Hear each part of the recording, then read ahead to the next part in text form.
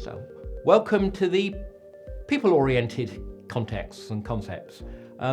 This lesson we're going to look at roles and people, and crucially some of the terminology that ITIL now uses to describe roles and peoples and groups of people.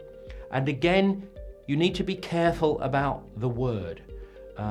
These words are used in a particular way within ITIL, and you need to understand that. And the first of those words is organisation.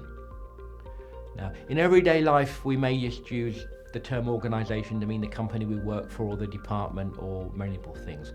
Specific meaning here in ITIL, an organisation is a person or a group of people that have their own functions with responsibilities, authorities and relationships, and that's in order to achieve objectives. So that's a very strict concept of organisation.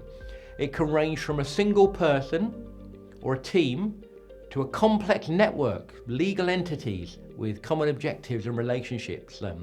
So we can come back from one person to a major company, to a multinational organisation, to the whole country, to a planet, and if you're into Star Trek, the entire federation across known space, or still an organisation. Now, on the face of it, that's not helpful because it's confusing, but in practice it is important because we can see that an organisation is the entity that does the service management or the receipt of it or the oversight.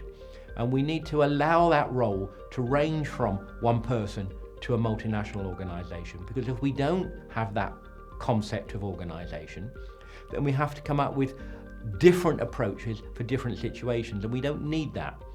We actually need to see this value concept and value stream running through things, and the organisation is a powerful tool to help us do that. And an organisation can hold and will hold different roles depending on the perspective that we consider. So that same organisation may be a service consumer and a service provider. And we've seen that already in the service relationship flows.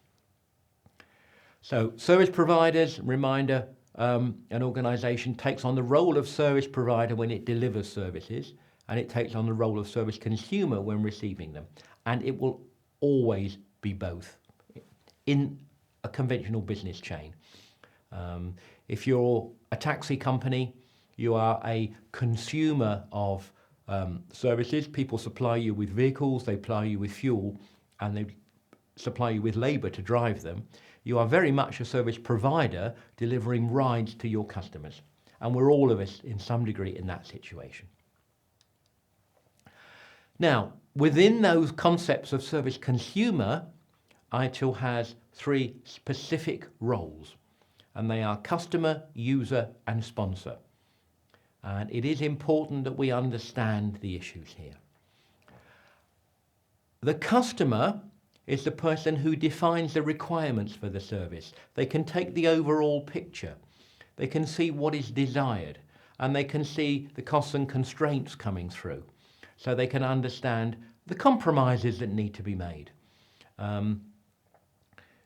You go out and talk to a supplier about service provision. You say, well, we want it to be supported 7 days a week, 24 hours a day, 365 days a year. I'll tell you what, you can have Christmas afternoon off, but that's it. And they say, yeah, we could do that, but we're going to have to recruit 10 extra staff to do that. It's going to cost you an extra €1 million.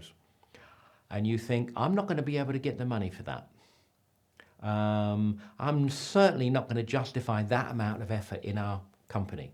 So let's talk about something lower. And you make those customer compromises.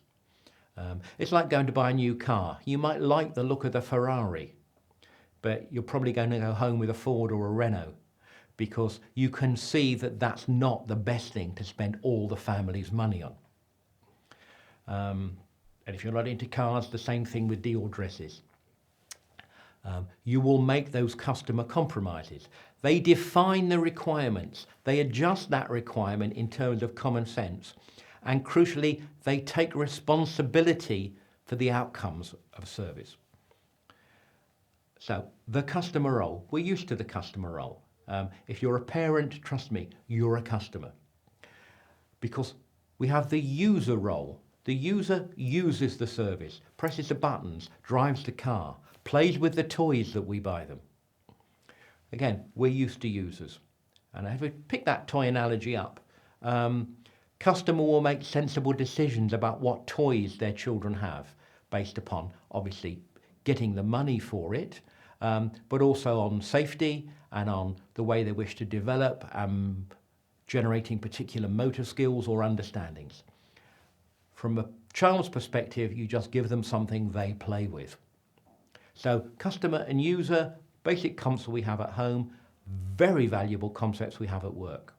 Now, I've mentioned money a few times, and the customer needs to be aware of them, but they're not going to be the person that authorizes the budget at the end of the day. In most organizations, the customer will make the case for things, understand the balance, come up hopefully with a logical case. The user will use it, press the buttons, use the app, talk on the phone, whatever it is. But the sponsor will actually authorize the budget. Typically the chief financial officer or someone in their department who will approve the request for money. I'm sure many of us worked in organizations where we've made a perfectly rational case for something that the users require, that we want to put in place, to find it rejected at some point up the line. So it's important to see these three roles. You have to see it from the sponsor's perspective. There's only so much money going around. So customer, user, sponsor, specific roles, but they may be the same person at different times.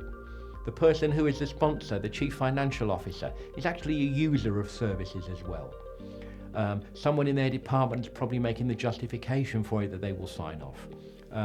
Users and customers can certainly be the same people at different times. So remember, we're roles we're talking about. A role is not the same as an individual. One person can have multiple roles at different times in different circumstances. So those are sort of people-oriented things that we need to be aware of, and we're going to keep referring to customers and users and sponsors, mostly to customers and users, I must say, over the rest of this course. And if you haven't got that clarification clear in your mind, then you're going to get confused later on. So just realize where you're a customer and where a user, because I'm pretty certain you are both of those in different circumstances. Next, we're going to look at costs and risks. We're going to discuss whether you should take an umbrella out with you, and hopefully you can make those kind of decisions, and that will help you to understand risk management.